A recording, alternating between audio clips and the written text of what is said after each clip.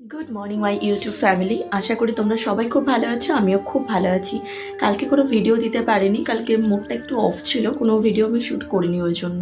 আজ হলো বুধবার, এখন ঘড়িতে বাজে 7:30 বাজতেই গেল। আমি রেডি হয়ে গিয়েছি পড়াতে যাবো বলে। সোম বুধ শুক্র অ্যাজ ওয়েল যেরকম আমার পড়ানো থাকে সেরকম পড়াতে যাচ্ছি।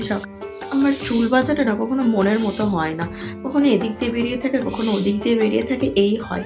আর শীতকালে তো আরও বেশি হয়, সোয়েটার পরতে গেলে এদিক ওদিক সেদিক দিয়ে চলে যায়, আর যেটা আমার কাছে ভীষণ ইরিটেটিং। তো চুল টুল সব ঠিক করে নিলাম, আর আমার এই ঘরের দরজাটা দিয়ে যাব, কারণ আমার কুকুর বিভৎস পরিমাণে দুষ্টুমি করে।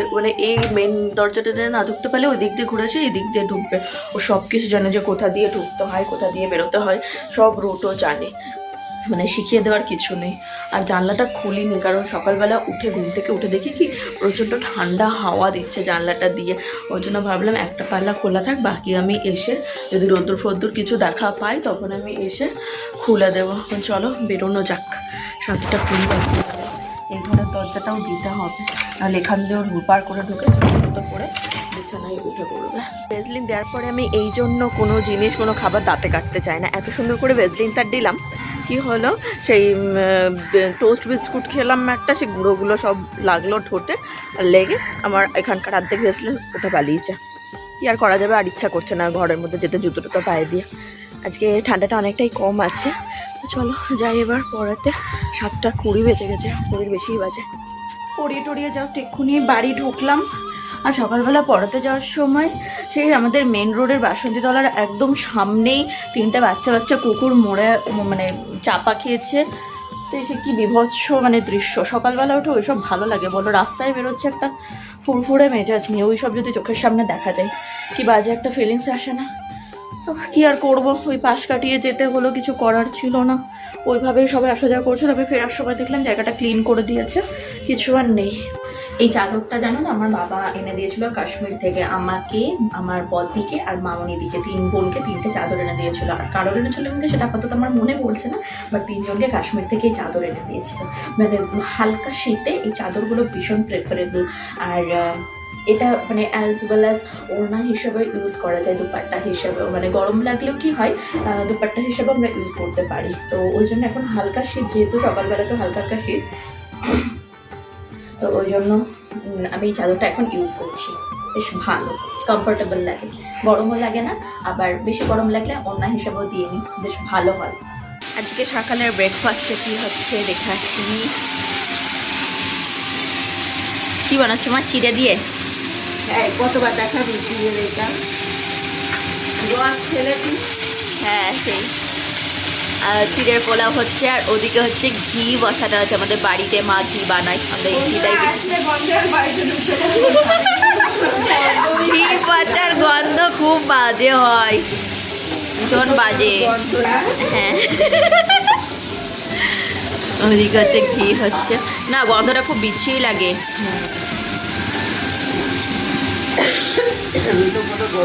যে mister Jaipal, mister Jaipal, what are you doing? Doing, ও বলছে doing. Hi guys, good morning. I hope তোমরা ভালো আছো, আমি ভালো আছি। গ্রিলটা ছেড়ে দাও, বেরিয়ে এসো, লাগবে, বেরিয়ে এসো। হ্যাঁ বলো ঠাম্মি, কি হচ্ছে? হ্যাঁ এই যে হচ্ছে ঘিয়ের চাচি, এত বাজে গন্ধ, ইস আমার হাতে পুরো চ্যাট করছে। আর এখানে চিড়ের পোলাও তৈরি হচ্ছে, আর এই যে ঘিয়ের চাচি। চাচি কিন্তু খেতে কিন্তু খুব সুন্দর লাগে, গন্ধটা এটা হয়ে গেছে শুটকি মাছের মতো। শুটকি মাছের গন্ধ, শুটকি মাছের গন্ধ, শুটকি মাছের গন্ধ যেমন হয় না, কিন্তু খেতে নাকি খুব সুন্দর হয়। যদিও খাইনি, আমরা কেউ খাই না শুটকি মাছ। তো এই ঘিয়ের চাচিটাও হয়ে গেছে সিমিলার, গন্ধটা এত বাজে কিন্তু খেতে কিন্তু খুব সুন্দর, শুটকি মাছের মতো। আমরা খাই না যদিও, কিন্তু শুনেছি নাকি খেতে খুব ভালো লাগে শুটকি মাছ রান্না করাটা। চু অগচু, এই কোথায়? এখানে, এই যে দেখো কুতার মধ্যে বসে রয়েছে। বলো হাই, আমি এখানে, আই হেয়ার হেয়ার এই যে বেরোচ্ছে ছুচো কাজ করছো বাবা কি কাজ করছো কি কাজ করছো বন বন রিপেয়ার করছো তাই তোমার নাম কি কি পাল অনিতা পাল ওর নাম হচ্ছে অনিতা সবাই শুনে নাও তোমার নাম অনিতা বলো অভিরূপ পাল রূপ অভি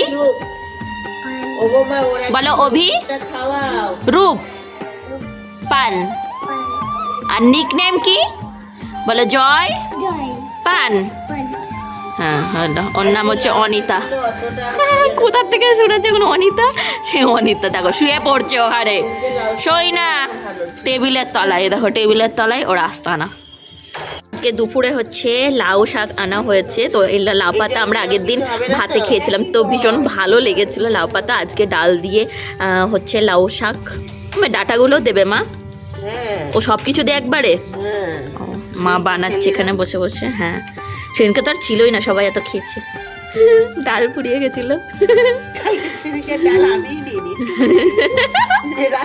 এগুলো ভালো লাগে খেতে আমার তো খুব ভালো লাগে এই পাতাগুলো খেতে আমাকে এই পাতাগুলো বেশি করে দেবে হ্যাঁ মা ডাটার থেকে দেখো মা এইগুলো কাটতে কাটতে এই ছোট্ট একটা লাউ দেখলো কি সুন্দর লাউটা দেখো ছোট্ট একখানা লাউ দেখেছো কি সুন্দর মানে মা কাটতে কাটতে হঠাৎ করে দেখো দাওতে একটু দেখি আমার এটা ফেলতে ইচ্ছা করছে না কি সুন্দর আমি একটু কেটে দেখবো এটা কেমন লাগে ভেতরে লাউটা কত বড় হতো দেখো ডগাগুলো কেটে নিয়েছে বলে আর লাউটা আর বড় হলো না নাহলে এই লাউটা খুব বড় হতো কি সুন্দর পুচকে এই আমার সোনা এসছে দাও আমার খাবার চলে এসছে পিচি হ্যাঁ আবার কি ষাট ষাট আবার দেবা আচ্ছা আমি খেয়ে নি আগে হ্যাঁ তারপরে হ্যাঁ আচ্ছা চিড়ের পোলাও গরম গরম চলো খেয়ে নি ঠেলা আনন্দে না দুঃখে চাউমিন হ্যাঁ চাউমিনই তো না না এটা চাউমিন তো এটাই তো চাউমিন গরম গরম চাউমিন দাঁড়াও দাঁড়াও এই আসতে কুটু কই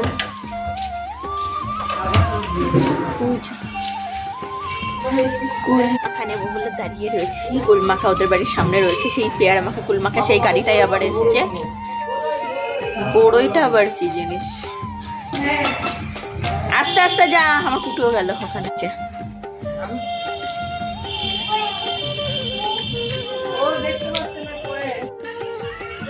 আমরা আজকে শুদ্ধ হয়ে গেলাম এতদিন অশুদ্ধ ছিল আজকে শুদ্ধ হয়ে গেলাম ওমা ঘরে দিয়ে আসো ঘরে কি খালি হ্যাঁ আঙুর হ্যাঁ বসেছো আঙুর খাচ্ছ ভালো ও আচ্ছা ছায়া করছে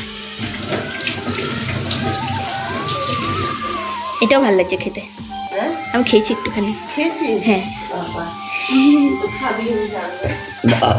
শীতকালে ধনে পাতা কার না ফেভারিট বলো তো আর আমার মাকে যদি বলি মা একটু ধনে পাতার বড়া করো তো আমার মা বলবে না তোর গ্যাস হয়ে যাবে অ্যাসিডিটি হবে অ্যাকচুয়ালি কিন্তু সেটাই যদি মানে যেদিন আমি ধনে পাতা খাবো না সেদিনই আমার ভ্যাও ভ্যাও করে ঢেকুর উঠতে শুরু করবে তো সে যাই হোক তো অনেক বলে কয়ে মাকে একটু কনভিন্স করলাম যে চলো চলো চলো চলো চলো একটু ধনে পাতার বড়া আমাকে করে খাওয়াও তাই সবার জন্য আজকে দুপুরবেলা স্ন্যাক্সে বলছি ভাজাতে ধনে পাতার বড়া অল্প একটু ঘিয়ের চাচি নেবো আজকে ঘিটা যে করলো দেখলে না মা তো সেই ঘিয়ের চাচি নিলাম একটু আর ওই দিকে হচ্ছে মান ভাতে চলো এই দেখো ভাতের থালা অল্প একটু ভাত আমি কিন্তু একদম খিদে রেখে তারপরে মানে পেটটা ভর্তি করি ভাত নিয়েছি অল্প একটু ঘিয়ের চাচি নিয়েছি মান ভাতে লঙ্কা দিয়ে ঝালঝাল করে আর ওদিকে হচ্ছে ওই লাউ শাক আর কি সেদ্ধ গুড ইভিনিং আমার কাছে সুমনা পড়তে চলে এসছে ওকে পড়াচ্ছি একদম মন দিয়ে তাই ভাবলাম এই শোটা একটু তোমাদের সাথে শেয়ার করি ও খুব সুন্দর করে রিডিং পড়ে আর দেখো মাথা ফাতা সব ঢেকে এসছে না তার কারণ আছে সেটা হচ্ছে ওর খুব প্রচণ্ড পরিমাণে ঠান্ডা লেগেছিল কানে ব্যথার জন্য আমার কাছে অলমোস্ট 2 দিন পড়তে আসেনি তো বেচারা খুব ঠান্ডা